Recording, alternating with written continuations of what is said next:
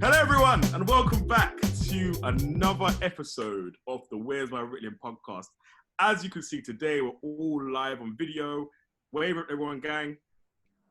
I never do what he tells me to do. No, it's so cute. Like, hi. Like, no, but you know what? Forget you. Do not bun you in it. Forget you. It's already started with your nonsense here. Bun you in it. So I'm going to introduce my new guest, who's probably going to take over from Shae because now I won't speak to her anymore. But yeah, is that you want? This is news to me, but go on. Yeah, is this yes? No, it's because it's what it is. Yeah, I let her out the basement every other time to record the podcast, right? And every time she comes out, she gets a bit fresh. And she say because her hair looks nice and thing, innit? She gets you a bit. What? Nothing. What did you say? Nothing. Oh, okay, cool. For those listening, she swore at me by a mouth. I did not. I was mouthing. Yeah, it's cool. She swore. I'm telling your mum, innit? You know what? Forget you for a minute. We're gonna introduce my new guest, my new best friend, right? Ranette. So we've got Ranette on today, yeah. And now this is just a regular guest. I've been like chatting to Ranette in recent weeks, right? And she's got a very impressive background in your face, Shae. Like girls, we need to have solidarity here. I know. Exactly. This is actually our time, so go on. She actually. You know what I mean? Of all the subjects. It's true. Let me, no, ladies, queens, sisters. Let me humble myself. Yeah. So Ranette, I'm gonna tee you up because on all joking aside though, like honestly, like I'll be very, very impressed with some of the things you've done, and I think we should celebrate one another, especially in these times, right? So I've been talking to you recently, and I don't know if anyone has seen the film Just Mercy. The one with Michael B. Jordan, Jamie Foxx. Can't lie, if you haven't seen that, go check it out. Shae shaking it, but definitely on level. Definitely recommend that because it actually made me want to cry. Listen, bruv, big man thing. Yeah, and I had to tap my chest a couple of times. Like, yeah, you know. But she worked for the lawyer Brian Stevenson. Do you want to literally touch on that a little bit for me, Ranette? Because I can't even do it justice. Yeah, that's how much time do you have? Brief overview experience, yeah. So really, it was an act of faith. Really, I saw a TED talk that he did talking about his experience working with death row prisoners, and I was really inspired by it. And literally called up the law firm, and they were surprised to hear a British girl wanting to work for them. Because I just said, I just want to work for you guys. I just love the energy that you have. And the following year, they said, yeah, come over for 6 months. So I went over to Alabama and Montgomery and worked with them on different kind of campaigns. So we did, obviously, visiting prisoners on death row, a lot of young people who were on life without parole matters, which was just really distressful to see. And a lot of activism as well, because I think Alabama's a really interesting place because it's the birthplace of the civil rights movement with Martin Luther King, but it's also the birthplace of the Confederacy. So that tension is real in the community. Like people are really like, you know, you've got the Confederate flag and the United States flag literally standing outside each state building. So it's a real tension, but they have a real problem with acknowledging their past and slavery and just recognizing some of the hurt, a lot of hurt that is still in the community. And just that sounds like a really enriching experience. So do you know what? I think I would love to invite you back on to that's a conversation in itself, isn't it? Really, talk about that experience. So I'd love to probably do a deep dive into that, guys. I mean, so actually very, very blessed to have you and thank you for joining us. And not even that alone. If that wasn't enough, I want to touch on this again just before I move on from your intro. But you also run an Eats and Beats supper club in Hackney with a business partner. Let me know if I got this correct, right? So where you host a 3-course meal cooked by yourself. Yeah, and if you not me. And I've seen some of the Instagram pages. I was like, oh, okay, and it's all your handiwork, your magic. Yeah, I love it. So we only run it about probably 3 times a year if we can. And you know, pre-COVID, we would have done it in September. And it's in Hackney because that's where we work. And it's, you know, we've made a lot of mistakes. We've learned a lot from, you know, things that we've done. But a lot of success because I'm looking at you've done, Yeah, you've done very well because even the other day, I'm sorry to cut you, but I'm so excited to say this bit. Like, you also work with up and coming artists. I was looking through the list, so like you had Khadija Kamara, but also saw Rebecca Garten, who's got a banging tune out at the moment, innit? And they put it all on me. But So like, I was like, oh, okay, is that you? Yeah, I need to talk. I need to learn from you. So. I want again. So maybe December, having stuff coming out. I can't take the credit for doing that. That's Christiana's work. I do the food side. She does the Partnership. entertainment. We just come together and bring the ideas together. So I can't take credit for reaching out and doing that, but yeah. Do you know what? I can't lie. No, but you're all part of a team. But so big up Christiana as well. Big up as well. Big up Eats and Beats Supper Club. Yeah. So guys, maybe it's December. So anything happens, we definitely tell you guys more about that because it looks great. What's your Instagram page? I'm gonna remind you at the end, but do it again for now. Eats London. So Eats Beats LDN. Should come up straight away. Yeah. Okay. Cool. All right. So thank you for coming on. And Shae, do you know what? Normally we just have Shae, but actually, do you know what? Right. So you guys know Shae very well.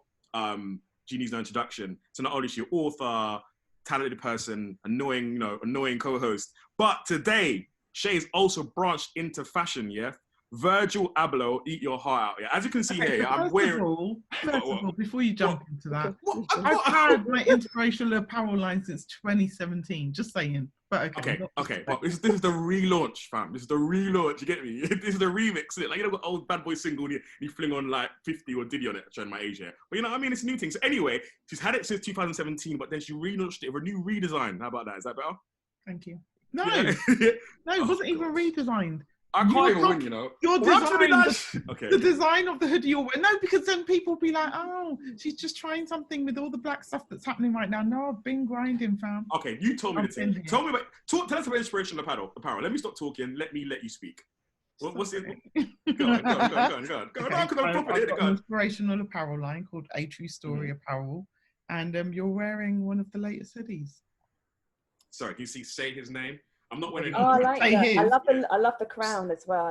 Exactly. Yeah, say his name. Yeah, kind of style. That's right. Yeah, it's dope. Yeah, I wouldn't lean back, guys, but I'm not wearing any underwear, so no one wants to see that. But that might get me locked up. She's never getting locked off the internet, so basically maybe not. But no, it's comfortable. It's keeping me nice and cool in this warm summer's day. I just feel great. The fabric feels nice on my skin. Definitely go check it out. I'm more than just gassing because my friends think I love it. You'll be seeing me in that because I feel like I'm having something fashionable and I'm sending a message. Yeah, so no, I'm real. Like I want people to look at me in Tesco. I put a hoodie up, walk around, like no way. Like we said, tell me something. No, but honestly, it's dope. So when you get pulled check it over out. as a black man in the UK driving your nice car, even though you're entitled to and you've earned it, just show them. So regardless of 5 kilograms of crack in the back of the car, it's irrelevant. I deserve to be able to drive my car. Right? You know how some people just perpetuate the stereotype? I'm telling you, don't help them out, yeah? My name is Jonathan Smith. Anyway, so moving on swiftly. So now I've got all that out of the way. Guys, thank you so much for coming on. So really and truly, there's only one place to start this week. Yeah, you dealing with some wet and gushy. Bring a bucket and a mop for this wet and gushy. Right. That tune has been everywhere. If you don't know what WAP is, I don't know where you've been hiding, or you're my mum, because my mum listens to wholesome, God-fearing music. Hold tight, Jim Reeves, So, you remember that? Worship and praise. Hallelujah. That's what we tell our parents. That's right. The worship. You know what? I'm waiting for somebody to do a sermon on that in the next couple of weeks. Yeah. But you know what? £5 anyone that gives us any YouTube videos on that. So before we get into that, right, I just want to know, Ranette, I'm going to start with you. What is your reaction to anyway, to WAP? What's your reaction to WAP? Now. If in doubt, spell it out. You know what I mean? I know. Do you know what I mean? It's like something that casts a spell like Harry Potter or something. Oh, God. What's your reaction to it? My first reaction, okay. Because you sent this to me. I wasn't looking for it. Let's make that Don't try to throw me under the bus. Okay. They're basically two women in solidarity saying we're unapologetically talking about our self-expression, our sexual expression, our desire for sex. And this is how we respond. This is how we like to respond to it. Very straight up. I loved it. I loved the symbolism that they used, the macaroni cheese in the pot. Not too sure about that actually, because I'm not going to look at pasta again in the same way. But yeah, I might, but you know. But I get it. It's liberating. I found it liberating. I love the beat. I love the dope beat. The beat slaps though, innit? I love that. I do love that. My only reservation, which I think I shared with you, well, a couple of reservations. Firstly, I think it presents a form of, it doesn't show a spectrum of normality in terms of what sexual expression should look like for a woman. So I think in terms of the aesthetic, you mean, like, so like specifically honing down, like maybe the surgery as well, maybe. Yeah, and even that aside, because people are doing what they can to try and, you know, get the curves they want or not. But I think my concern is that that's good for some people, but also the other extreme is okay for some people, and you've just got to find what works for you. The definition of your sexuality is not defined by a male gaze, which is what I think the message of the song was. It's through my lens as a woman. This is how I experience sex. This is what I want to take away from it. So that's the only issue I had. And the other issue that I had was, and it's something that feeds into everything, not just in terms of sexuality or intimacy. It's just how being assertive and knowing what you want as a woman is attached to a derogatory word like "I'm a hoe." Like, okay, we're gonna get there. I don't make that make sense to me. You know? Okay, no. Why isn't it enough that I can be assertive and express what I want, and why is that seen as a, you know? I know you want to say you want to reclaim it, but I'm not reclaiming it right now. So. Pause that thought. Hold on to that thought. Don't let it go nowhere. Keep it there, Ranette, right? Yeah, no, hold it. Right, cool. Shae, talk to me. TLC, we are saying SWV, Edinburgh, talk to me. So I just think that it's a disgusting song sung by disgusting people, and anyone who listens to it is also disgusting. I mean, me, but I mean, that's what I mean. Oh, I mean, no, it's a terrible song. Yeah, terrible. I didn't like the video at all. That's what I saw. I wasn't that bothered. I don't see the big deal. Hey, good girl, Shae. Is that you? Yeah. We like WAP. No, what I mean by that is like generally, I'm not bothered. I went to seek it out because it was a theme, because people were talking about it. I moved on. Like I just wasn't that bothered by it. Like even as a tune, I like the beat. I'm sure you're going to bring up the remix, which I like as well. But generally, I bet you like the remix. Shut up. I haven't added it to any playlists. The video. Really? Don't like it that much? Yeah. Sorry. Okay. The video was colourful and entertaining. I was like, weirdly enough, what I wanted to see more of was the kind of synchronized dancing. Like the two of them do random bits. I am also here for that too, to be fair. I'm not gonna lie. I mean, a bit more Meg. Yeah, I bet you are. But, no, generally, I wasn't bothered. I have probably more to say on, you know, the representation and what it means, but generally about the song itself, just whatever. I hear songs like this all the time, so I'm just not. Yeah. Ooh, I get that. Yeah. Okay. No. The hype around it that's kind of engaged me more. Absolutely. I feel like a lot of Cadri songs are similar to this, and I don't know many of Meg's, but I feel like Meg's is very similar as well. They are. Right. So it's nothing. I was expecting something so crazy, but actually not. It's the fact that I guess the title is WAP, and that they're basically repeating that throughout the song. I think that's what's making people alarmist. So I guess just in case anyone was unclear, so as you know, I in this podcast like to be fair and transparent. So anyone confused what WAP means, it means wet ass meow. I was gonna say the word, and if I was gonna say it, Renette's face is like, oh my goodness. Oh, I'm sorry, I've got disconnected all of a sudden. Yeah, but you can guess what the P stands for. But right, I mean, just in case anyone wants my 2 pence, I just want to say that there's a fine work of art. I mean, the colours, the sights, the angles and shapes, and I was moved to tears. You like the tiger. Yeah, the double entendre. But yeah, I enjoyed it very much. Like, I did enjoy it. The tiger, actually, that's a good point. Do you know, a little side note, do you know, have you lot seen Tiger King? Yeah. I saw some of it. Okay, don't tell me. Most of it, but yeah. Yeah, I know everyone loved it. I really feel it. But you know, apparently Carol Baskin was complaining about the use of the tiger in the video. Carol Baskin. I get why. Why? Because if the article I read was accurate, her problem wasn't actually with it being used in the video. It was with rich people's use of those kind of animals, and then what happens to them later and that kind of thing. So it was much more that when they get too old to be cute or whatever, they then become captive. Yeah, so it was about that. So actually, I'm so bored of activists. He got to be in a room with Meg Thee Stallion. Isn't that not enough? Like, I'm die happy after that. But anyway, I digress. I'll move on because I could discuss that all day. Believe me. Can I bring up one more thing that I wanted to say? Because as we're here, I'm swiping back and forth from stills that I took from the video so that we can discuss them. And one of the stills that I just landed on was Cardi's bum. I mean, we can happily look. Did you see the tattoo though? The tattoo's amazing. Really? Are you looking at? I mean, how it accentuates the creation, and it's a some of the comments I heard were the fact that obviously Cardi's is bought surgery and Meg's is not. Okay, well, what were the comments? I'm here for this. It's taking a left. I want to hear this. Go on. I know. Actually, they weren't disparaging comments. They were that it was just an observation. So actually, people. Where's that coming from? Men or women? Were women pointing that out or men? Both. Really? Yeah. Why does it need to be said? Well, this is it, and that's why it was. That's why I brought it up, because it was surprising to me that they weren't. They were both like actually. Where I heard it on Complex. Okay. Like, oh, they were. and all that. One's fake, one's not, but they both look great. And I was like, oh, interesting. Like, I thought that was interesting because usually there would be some whatever. But I guess because of what the song represents and because of who's doing it, people are jumping on the bandwagon of let them be them.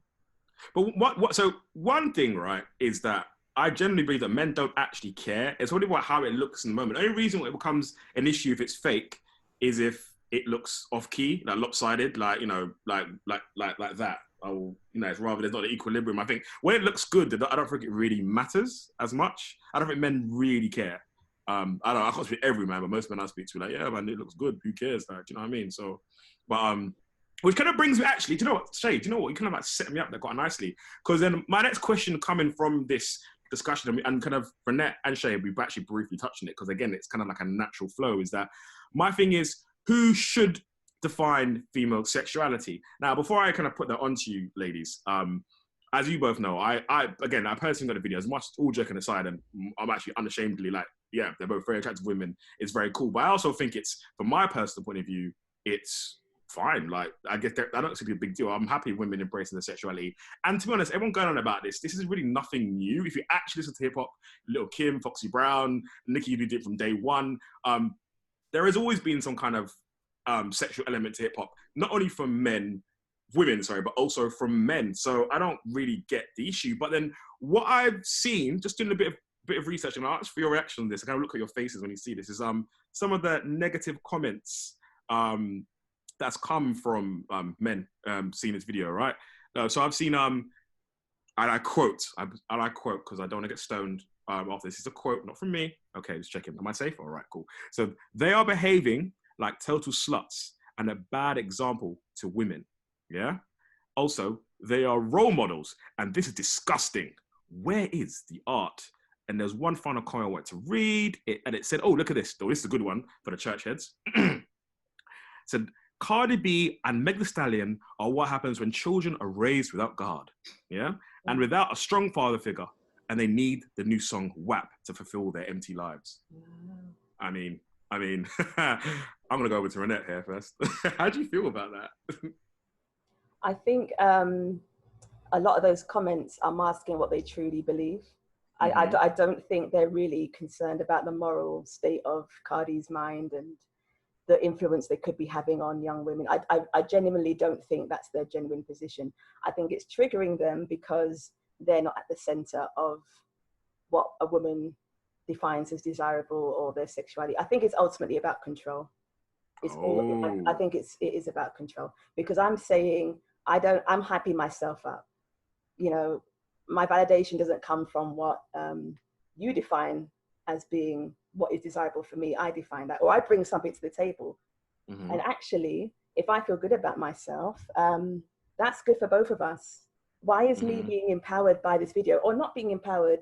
I can choose to, or I can choose not to. I think that's what it is. It's the choice to be able to look at that video and say, you know what, on my own terms, I get empowerment from that, or I don't. But it's not something that society or an institution is dictating to me or saying that I should decide, this is what it should look like to you, Ranette. That's not for you to decide. I draw the line And I think, to be honest, I don't think we've all got it right. I don't claim to have it right, to know where the line is drawn between objectifying a woman and empowerment.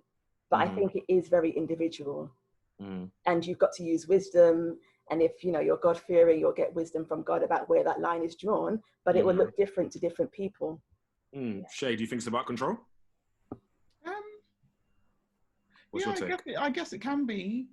I kind of more, the reason those comments will trigger me more isn't because they don't like what they're seeing, or because they're not allowed to have that view. It's more because it suddenly became it's because you weren't raised right, or, you know, all of that stuff, and that bothers me. You cannot like it. I'll be really, really honest with you. It's not the kind of thing that I like. If my cousins, I've got loads of godkids and loads of cousins and a huge family. If all of them started dressing like that and walking down the street and making videos, I wouldn't like it. I genuinely would not. I'd be like, why? Another podcast, another day. But I know I wouldn't, but I also wouldn't. I would also fight the person who wanted to say it's because they were brought up wrong, or because they didn't have. Actually, sometimes it can be exactly because you have so much awareness of so many things. You can then make choices that validate you in the way that you need to be validated. And I actually don't think this is about validation for Cadri and Megan. I don't think they're going, oh, we want everyone. They're doing they're doing their art, and they actually don't care if people love or hate it. I think they're doing exactly what the brand says they should do. With the men, and you said it was men. These these are men. These are men. I specifically said it was men. Yeah. So, but then again, hold on. I'm just to play devil's advocate here. But even if there are women that will say that, because as I alluded to earlier, describe that behavior as hoish or negative terms towards that. And how do you? I mean, I guess my thing is this: why can't it? I guess, again, come back to the question, who should define female feminine sexuality? Why can't it be an act of empowerment? Because you said if you saw let's take away your cousins, because that's family, but so you saw a friend like that, right? And they decide to dress in a certain way. No, it has to be family. I think it's... Okay, fair enough. If you're comfortable with that. It has to, yeah. The reason being because it depends on the friend. Again, it's about the context. It's about the intent. There's too much in there, and my concern would always actually be, because it's a really messy area, because of the way society has certain things looking. It's much more about how they are perceived and how that then impacts them. So it's not actually that they want to go out like that. Listen, if you want to go out naked, go out and do what you want to do. Please do. Yes. But know that the opportunities that you have will be affected by how you... Yeah, and also regrets. I'm all about educating and having that conversation. So if we have the conversation and you are now fully informed and you're like, but I still want to do this for my 21st birthday, I'll be like, right, well, cool. You now know the consequences. An informed decision. And that's okay. But I just feel like we do, as a people, judge other people based on our own values and systems, and that's wrong, and I don't agree with that, but we have to be aware of it. We have to be aware of the things that people are going to put on us. Cadri and Meg, they're way rich. Actually, whether we judge them or not doesn't impact their everyday, but it would impact mine. Agreed. So this kind of brings me, ladies, I throw this back to you. And again, so I purposely ask you these questions in this way because it then says to me, what I'm getting back from the same, if you agree or not, is that it almost feels that feminine sexuality has often been defined by men. Yeah. I mean, Ranette, talk to me. Go on. I think that's a fair assumption, or? It is. And I think even myself, I think I'm victim to that even to this day. I don't think it's something that I can divorce myself from completely. I'm going back to the point about Cardi B and Megan. I don't think they sat around the table and decided we're going to put together a video that's going to empower women. There are men who are sat at that boardroom who are dictating, this is what we want to put out because it sells, and this is what gets people attention, and it works for them. It works for them.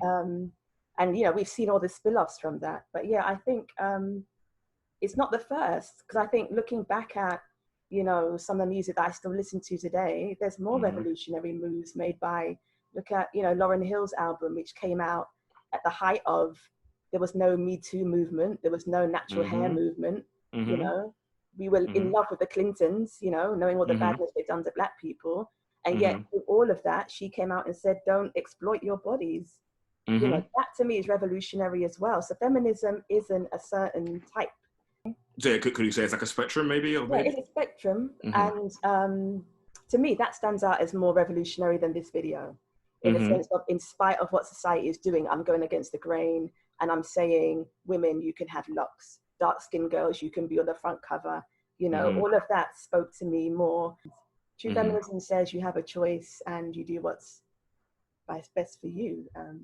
So yeah, I think we've talked about, you know, this whole concept of misogyny. And just say what again? Sorry, say that again. Misogynoir is the word. What does it mean? What does it mean? What does it mean? Break it down for people. Go on. I mentioned okay. To me, it means it's the intersection between misogyny and the effect it has on Black women. Because I think feminism, classic feminism, leaves Black women out. It leaves our experience out. So we've had to create another term to reflect the experience that we have in engaging in society, which is left out by mainstream media and mainstream, you know, feminism. So misogynoir comes in to cover that experience, because we're licked down in different ways to another white liberal woman. We are. Okay, so Shae, I see you're smiling. It was it a cocoa butter glistening off your cheek? What are you going to say? Go on. Peace.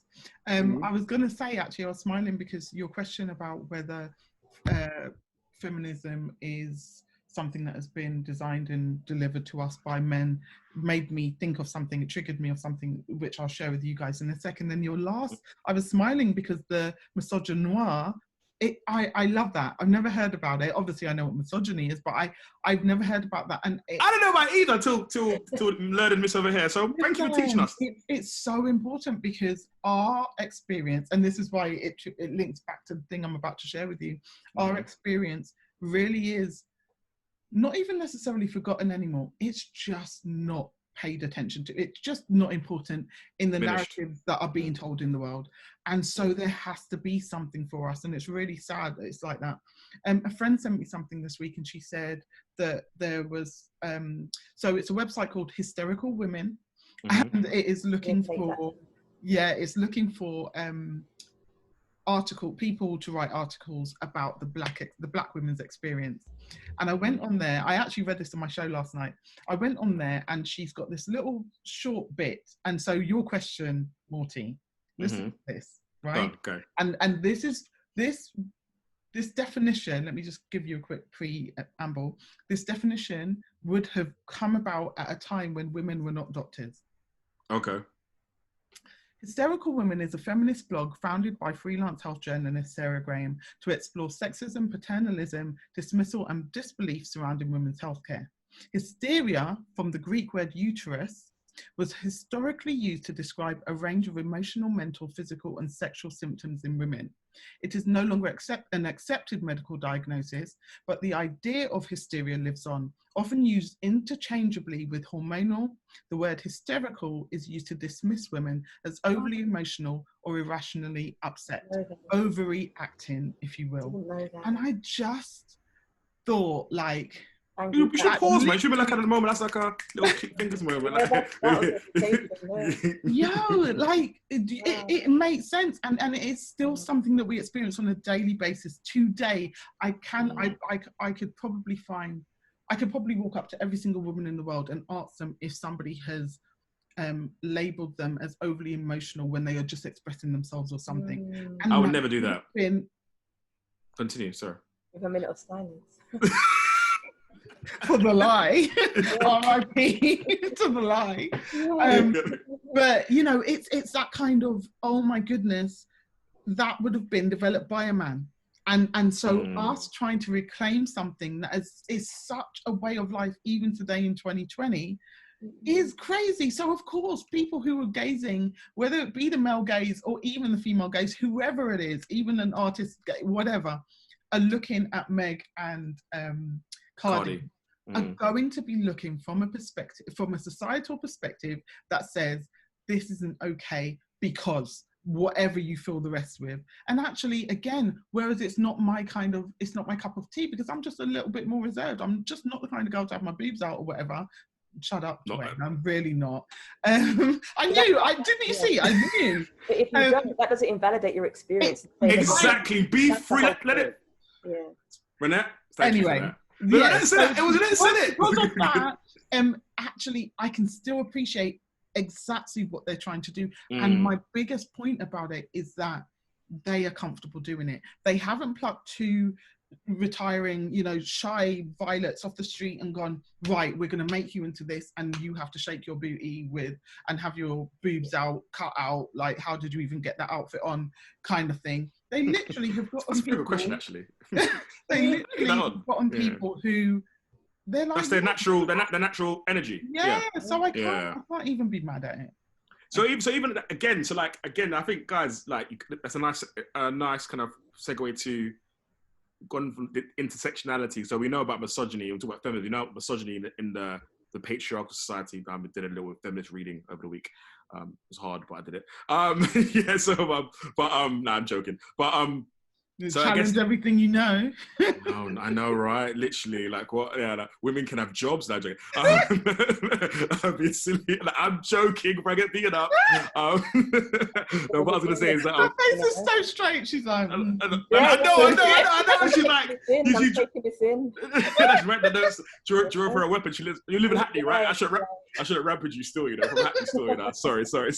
No, but what I was gonna say is no. But then is hip hop misogynistic, right? So I don't know if you've ever heard. Have you heard the Safari remix to WAP, right? If you haven't heard this, check this out. Hold up, girl, you fucking with a big ass dick. $1 million only fans with this big ass dick. I done broke the internet with this big ass dick. Did you listen to it, Ranette? It's only short. So many times. Okay. Do you know what? With all my big talk, it was all right.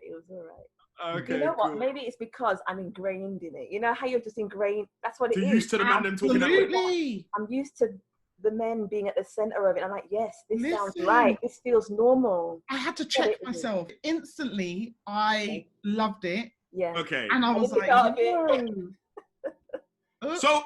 So you guys enjoyed it, right? Now, 2 minutes. I'll do my, we'll get back to that. But you know what? He's jumping on the bandwagon, just trying to take advantage of the hype, but it's interesting that you lot probably found that. I mean, I can see why you ladies enjoyed it. Yeah. It's the same way like the Cardi B one. No, true.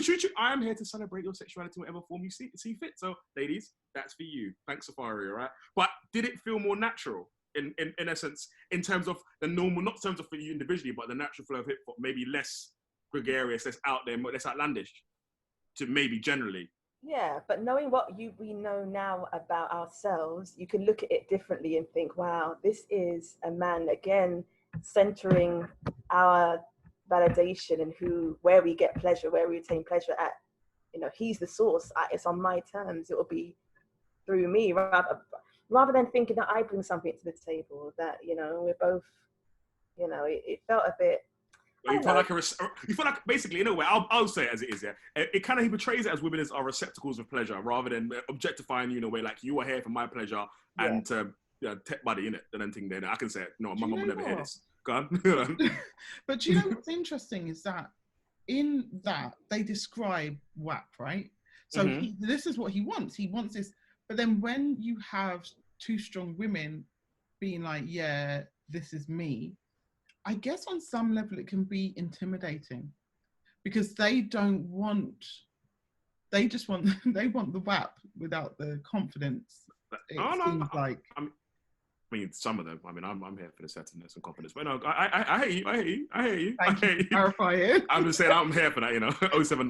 But seriously, I'm joking. No, you're right. In terms of, it's interesting, like the whole lady in the streets, but a freak in the sheets kind of thing. But then if a woman's too certain, confident, she judge for it, which actually says to me again, I think it shows that, I don't know what you ladies think, but I think it's a bit hypocritical of hip hop to be called out on WAP, where we've had Akinyele put it in the mouth, where we've had pure Have you heard any of Snoop Dogg or Nate Dogg's albums or them tunes there, Death Row, all kinds of terrible tunes. So I'd always thinking, why is this such a big deal in the hip hop community? Maybe if it had come out a few weeks later, I'd have been okay with it. But we hadn't even had let Cardi's song breathe. Yeah. Just let us have a little moment, enjoy this space. You've got to come in and sabotage, you know. I don't think it sabotaged it.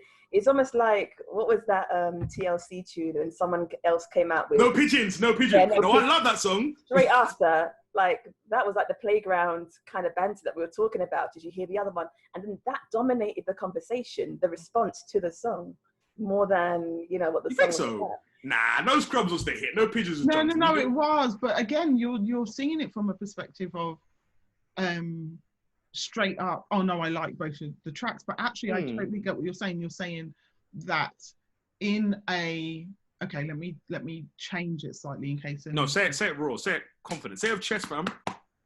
I was going to say, it's like saying, it's like living in a white world and then somebody does something, a black person does something, and then a white person does a remix, and it's like, yo, and it takes away from the narrative. You mean like Bruno Mars, your favorite artist? I'm joking. Sorry, I'm about to bring him. What did he do? No, I'm joking. That whole album, I mean, just saying, you know. Careful. But, I'm sorry. But yeah, no, it is.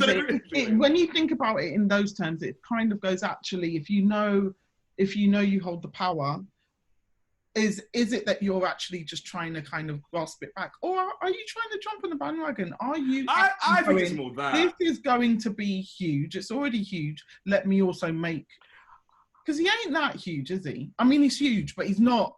Are you talking about the song or? No, sorry. That you literally wanted to. You know what? That is definitely. I'm not editing that out at all. Anyway, so but no, I know you don't have the footage. I do. It's just you. I'm going to edit it out. Now, basically, no, but no. Do you know what? Part of me, devil's advocate. Part of me does feel it is the song's going to be huge. You're gonna jump on the bandwagon of it, get a few hits on YouTube. Yeah. Similar thing with. All right, let's use a nonsense. Like LMA did Trip. I don't know how to do the R&B heads, and then Jacquees did Trip, right? The two versions, and that people would jump on the bandwagon. and know if that correlated with anyone, but I do kind of feel it does feel like this is. I would say this one does feel a bit different because it's like this was like a moment of empowerment, and whether or not empowerment or not, actually neither here nor there, but it's definitely a big moment for two big film artists and managed to jump on it. Now, I don't think anyone cares as much. Can I be honest with you? The Safari thing hasn't got that much traction. Yeah, if you find the track, you find the track, but I don't think you... No one's looking for it. No one's going to play it on the radio. No. It's only a minute long anyway, and you're not going to get anywhere. But I'm just thinking maybe in general, does it speak to the overall misogyny in hip-hop? Ranette, our hip-hop historian? You think that... I threw on the bus there now. No, I just think that those power plays have been throughout hip hop, isn't it? Yeah. From the outset, it's always been there. You know, you've got like Queen Latifah, who came out with Unity when people were coming out with the B word and whatever, and that didn't get as much airplay as it could have, but it stood out as, you know, we're going to respond to this. We don't like the derogatory words you're using, and Queen Latifah is still pretty big and influential. So we've been present. Women have definitely been present to respond to that. Okay. So do you think, I think finally, I guess I want to say this is that, do you think the word hoe can ever be reclaimed in a positive way? No. It's a garden tool. I know, it does a lot of digging and it's very useful. bro, why do you do this? You said, you know me, why do you do it? Really, honestly, never, on a joking level, never can be, never. Never. And I don't like it even more that, you know, mainstream media are incorporating it into their language. Normality. Yeah, in the same way that we had with the BBC and the N-word and the controversy around that. You know, you see Apple News and, you know, New York Times saying, oh, and feeling it's okay to just talk about it because it's in the context of, in this case, the video. No, don't you, we're not friends like that. I don't know you like that. You know what I mean? We're not buddies. You've never been invested in my well-being. You know, do the change that you really have to do to, you know, bring equality in the workplace. You know, focus on the real things that matter, not these symbolisms of liberation. That's what it looks like to me. But it's not real change. It's not real progress. I don't think it is. Okay, Shae. I absolutely agree. I also don't think, I think the news outlets and the media and whatever could actually use it as an opportunity to say, we're not going to do that. The same way as the BBC should have. One family against all the black people in the world, they could have just said, actually, yeah, but we're not going to use the word, or just say the M word.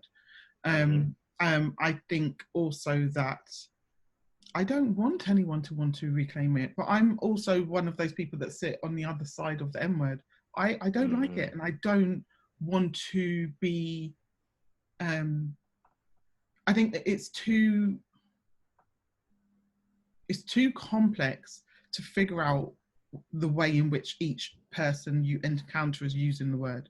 So instead of me having to figure out, oh, you're using it to reclaim it, oh, you're using it in a derogatory way, oh, you're using it with a strong ER on the end, oh, no, let's just not use it. Or what about the word hoe? Yeah, well, that's what I was just about to get to. I just think that I've never liked words that have been derogatory for women. So I don't like the B word. I hate it.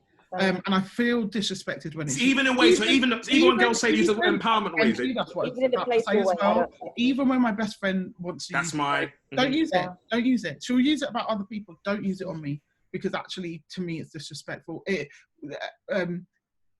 Black culture and gay people have kind of reclaimed that word to be something else, but I'm not going to subscribe to it, because I understand what they've done, and actually I think they've been quite successful in it, but I still think it's disrespectful and I just don't like it.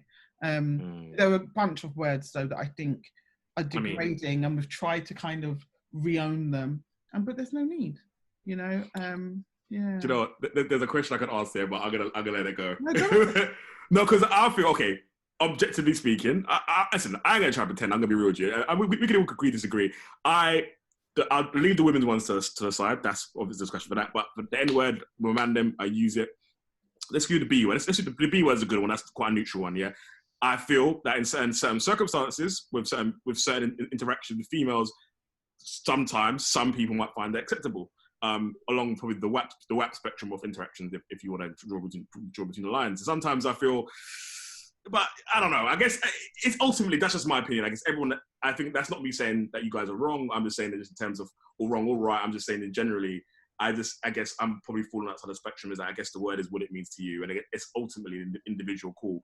It's just interesting because the reason I said that, particularly for the word hoe, for example, I've seen it being more universalized in terms of like the thing like the hoe phase doesn't necessarily refer only to women anymore. It refers to men. Like I've heard men say, "Oh, I'm going for my hoe phase," etc. And also it's seen as a positive thing. Like for example, Sick Girls and Meg Thee Stallion, and even to Cardi B are kind of part of that reclamation culture. It's like I get their things. If the word's already out there, I want to use it as a probably empowerment term. And I guess, but again, we've kind of touched on that. It's just my 2 pence. But I'm mindful because I can see the eyes and I can see Ranette sharpening the tools. No. No, I'm joking. It's a shut and closed case for me. I kind of I hear that. Yeah, it makes me uncomfortable. No, I hear that. I'm not gonna go around policing people saying, hey, you know, that's up to you. But yeah, just don't do it. I mean, yeah. So Shae, if I bought you Christmas that said ho ho ho t-shirt on it, you wouldn't wear it Christmas? I have seen t-shirts like that actually. I was gonna say, I think I have seen Christmas jumpers like that. Yeah, there's a lot of things out there. I think it's really, really hard to be like, right, well, that's it, and you're not gonna, because then you can't get to laugh at any, like, bro, if you bought me that, I'd laugh. I'd think it was hilarious. But fundamentally, I'm still not gonna be like, okay, do you know what I mean? I'll be like, you're actually, right. But I'm not laughing at you calling me a hoe. I'm laughing at the fact that you think you're really funny. And do you know what I mean? I think it's not black and white. And Last question. Last question. It's the last question, and answer if you want. Slightly. Okay, so you're in. Okay, set a scenario. This is a scenario. You are with your husband because the SDA is listening to this. Of many years, it's where sex is allowed. All right, cool. Just say that. Right? Yeah. And in a moment of passion, a Songs of Solomon moment, you get together, romantic, in the heat of the moment. He then calls you the H word in the midst of it. Is it a shutdown or can it run in the moment? You know when it's a shutdown? It's a shutdown when it's not expected. Like, in as much as if you've been elder so and so, and I want you to be this. He's not elder in the house though. He's not elder like at home. No, but if you're like that in the Deacon Safari at home. Yeah. And then suddenly I'll be like, okay, what have you been thinking about? It would open up that deep for me. in the moment. Is it like you might like it's a good little things like that for people who aren't that way inclined? Things like that don't just pop up, fam. You could have read a book. Something that is whatever it is. Like no, like it doesn't just pop up like that. It's not that. You see me, I don't swear. I don't like to swear, and blah blah blah. So when I stub my toe or something, if I'm around people who are swearing a lot, what will happen is I'll stub my toe and I'll be like SH1T. But because I try to stay away from it, blah blah blah blah blah, my first reaction is sugar. Like it's literally, oh darn it. Like that, you don't just. Say that again. Sorry, no. John Billy Bob from Morton's. Oh darn it, man! You don't just naturally fall into something like that. You don't, not without some kind of stimulus, external stimulus. But if that slipped out of his mouth, you'd be thinking, really? So it's a shutdown. It would take me out at the moment. Absolutely. Really? Yes. Okay, good to know, guys. So now you know. Just make sure you no, safe words. Was very specific. No. Generally, just go through the safe words. Not you specifically. I said, and generally, make sure you go through the safe words of your ladies, like pineapples. No, again, that's not what I'm saying. Or at least not what I'm saying. I'm saying if it's out of if it wasn't joke and in every now and again it pops up. So you could be role playing. Are you role playing with that? Farmer role playing. Like, yeah, okay. You're determined to get this point across, so you go ahead and have it. Because you're saying that literally if it's out of character. No, I feel like you're committed to misunderstanding the point. I'm not committed to understanding you. I'm not. I want to understand. I just. Oh no, I'm sorry. Do you know what? How you feel matters. I don't want to validate your experience. I'm sorry. I said this to him one time, maybe 3 years ago, and he uses it to throw back every now and again. No, I don't. You know what? Oh, Shae. You see that? Love. Yeah. Ranette, sorry, I didn't give you a chance to answer the question. Yeah. I didn't give you a chance to answer the question before we wrap up. Do you want to answer that question? Or do you want to... Would I be... pineapples? It depends on what the moment is. You know what I mean? Okay, what music's playing, what's going on. Oh, okay. I wouldn't make any judgments. No, R. Kelly, definitely not. Okay, cool. All right, do you know what? Before I get beat up, I'm gonna say thank you again, guys, for coming on the show. Ranette, give them your Instagram as well, for please. Yep, eats_beats London LDN. So that's where you can find us.